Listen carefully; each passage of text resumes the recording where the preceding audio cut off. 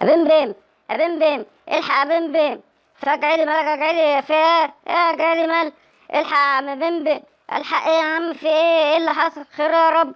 الحق يا بمبم، بقول لك كورونا رجع تاني.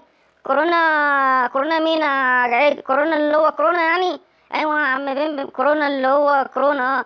يا عم ما تهزرش بقى يا عم جعيد بقى، سيبك من الكلام الفاضي ده يعني، ما بلاش هزار. يا عم والله العظيم مش بهزر يا عم. الحق يا عم، بقول لك كورونا رجع تاني يعني. لا يعني ايه يعني يا بمبم؟ يعني فيروس كورونا رجع تاني؟ ايوه يا عم بمبم رجع تاني. لا رجع تاني ازاي يعني؟ ورجع فجأة كده يعني؟ ايوه يا عم بمبم رجع فجأة كده يعني. أه، احسن، احسن. الله، احسن ازاي يعني يا عم بمبم؟ ايوه يا عم احسن، الارضين دول يستاهلوا يا عم اكتر من كده كمان. لا بالراحة بس شوية يا عم بمبم، يعني ايه الجبروت اللي انت فيه ده يعني؟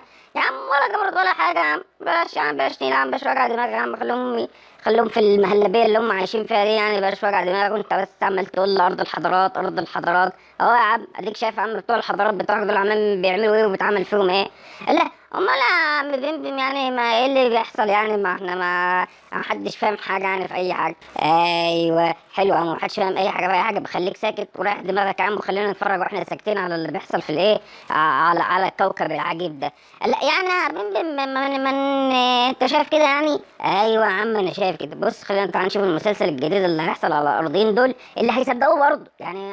هتلاقيهم برضه ايه، اتعمل عليهم مسلسل وهيصدقوه برضه وهيسقف. شو بيسقفوا على ايه؟ على رايك والله يا بيمبا مش عارف هم بيسقفوا على ايه فعلا يعني. يلا يا عم، يلا يا عم دلوقتي، عشان بس ايه ما نعطلش الناس اللي قاعدين الحلوين اللي قاعدين معانا دول، ونقول لهم مع السلامه، ونبقى نتفرج بقى على مسلسل كورونا ده ونشوف ايه اللي هيحصل فيه. ماشي يا عم بيمبا، يلا يا عم مع السلامه.